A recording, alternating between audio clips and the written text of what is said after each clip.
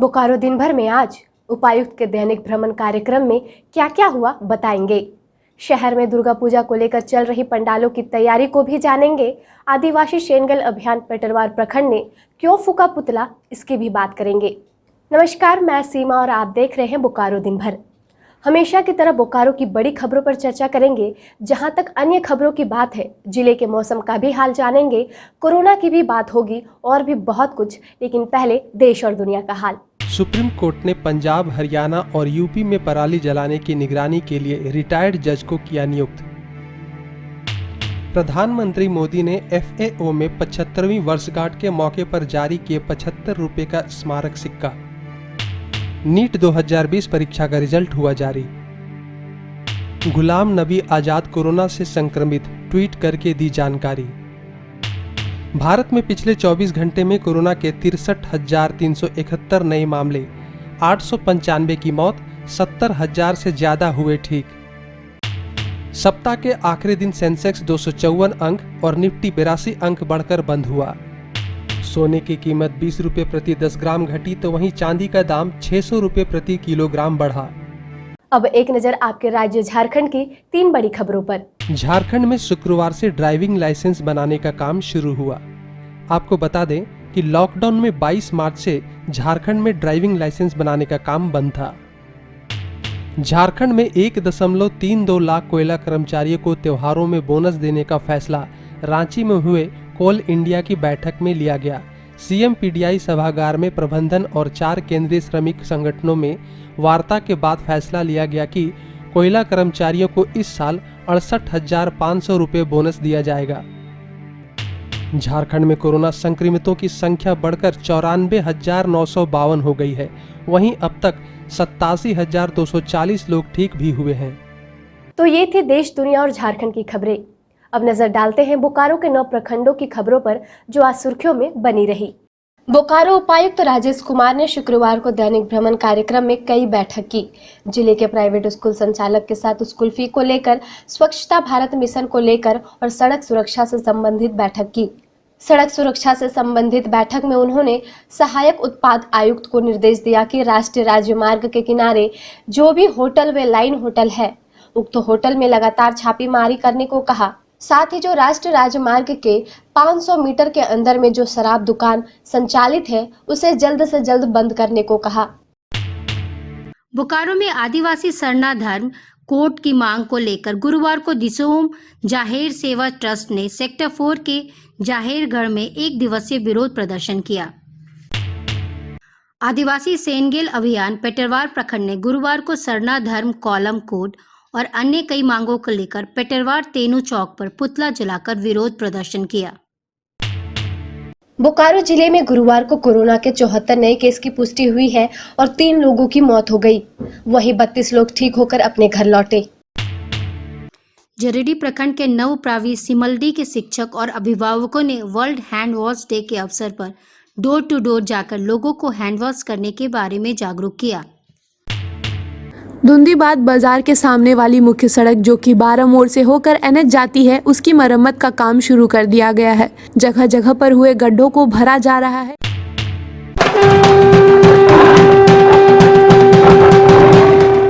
बोकारो में दुर्गा पूजा की तैयारियों को जानने के लिए आज हम आपको शहर के 3 जगह लेकर जाएंगे, जहां के पंडाल बेहद मशहूर है।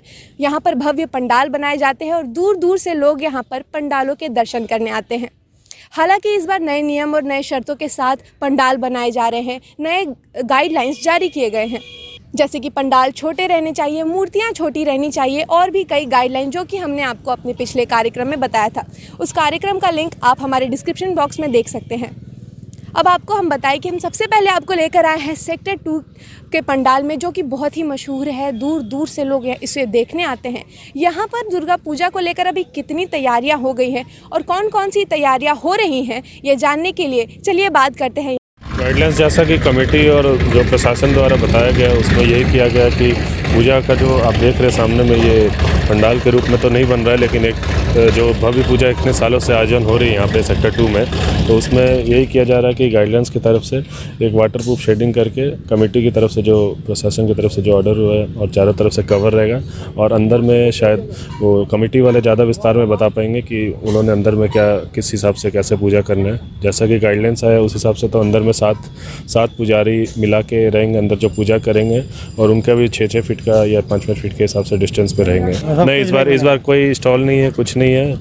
इस बार कोरोना को देखते हुए सबको अपना अपना जिम्मेवारी समझना होगा। पूजा जरूर करें, लेकिन सोशल डिस्टेंसिंग, मास्क वगैरह पहन के, और जो गाइडलाइंस है उसको फॉलो करके अपना पूजा और आस्था ये करें। जैसा कि आप मेरे पीछे देख सकते हैं कि एक छोटा सा पंडाल बनाया जा रहा है। जैसा कि चंद्रप्रीत जी ने हमें बताया कि इस बार छोटे पंडाल बनाए जा रहे हैं और मूर्तियां भी छोटी रखी जा रही है। कल से कलश स्थापना होने वाली है और लगभग तैयारी पूरी हो चुकी है। अभी हम आ पहुंचे हैं सेक्टर 12 मैदान में, जहां कि हर साल भव्य पूजा पंडाल बनाया जाता था, मेले लगते थे, फूड स्टॉल लगाए जाते थे। लेकिन अभी पैंडेमिक सिचुएशन में जैसा कि गाइडलाइंस जारी किए गए हैं उसके हिसाब से छोटा पंडाल बनाया जा रहा है। और किन किन गाइडलाइंस को फॉलो किया जा रहा है, चलिए जानते हैं यहाँ के कमेटी के अध्यक्ष विनोद सिंह से। जैसे कि बोला गया पंडाल छोटा करना है, तो छोटा तो इतना हो गया, वो ज़मीन पकड़ लिया पंडाल, बाद बाकी फील्ड पूरे खाली है, किसी तरह का कुछ नहीं। केवल हो भी सकेगा तो यहाँ जो रोड पर जलेबी वगैरह बेचने वाला रहता है वो आकर के कहीं साइड में रोड पे लगाएगा, तो उसे हम भगा नहीं सकते हैं।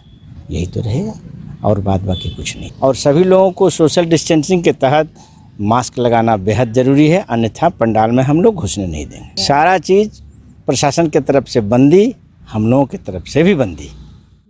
दुर्गा पूजा की तैयारियों को जानने के लिए अब हम आ पहुंचे हैं सेक्टर 9 के वैशाली मोड़ में लगने वाले पंडाल में। इस बार सरकार की गाइडलाइंस को देखते हुए यहाँ छोटे पंडाल बनाए जा रहे हैं और कल कलश स्थापना है, जिसकी तैयारी लगभग पूरी हो चुकी है। बोकारो रक्तवीर परिवार और यस वी फॉर यू संस्था ने संयुक्त रूप से गुरुवार को सदर अस्पताल और रेड क्रॉस ब्लड बैंक में रक्तदान शिविर का आयोजन किया, जिसमें लगभग 60 यूनिट ब्लड डोनेट किया गया। सीसीएल के लाल लाडली योजना के तहत आईआईटी की काउंसलिंग परीक्षा में सफल हुए छात्रों को जीएम ऑफिस में जीएम ने गुरुवार को उपहार देकर सम्मानित किया। अब जान लेते हैं मौसम का हाल। झारखंड के कई इलाकों में आज सुबह की शुरुआत हल्की धूप के साथ हुई। आसमान में बादल और धूप की आंख मिचौली चलती रही, जिस कारण हवाओं में उमस भरी गर्मी लोगों ने महसूस की। शाम को भी गर्मी के दिन जैसी गर्मी झारखंड के कई इलाकों में देखी गई। मौसम विभाग ने सप्ताह के शुरुआत में ही शनिवार रविवार को मौसम में परिवर्तन होने के आसार का आकलन किया था। इस अनुसार झारखंड के कई इलाकों में 24 घंटे में गरज के साथ बारिश होने की संभावना जताई जा रही है। अब जान लेते हैं झारखंड राज्य के 4 बड़े शहरों का तापमान।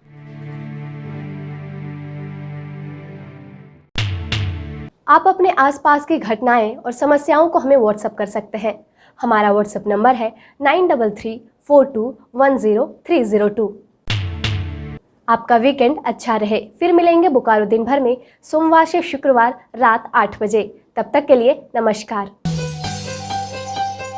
बने रहें thetimesmedia.com पर। आप हमें फेसबुक और यूट्यूब पर भी देख सकते हैं।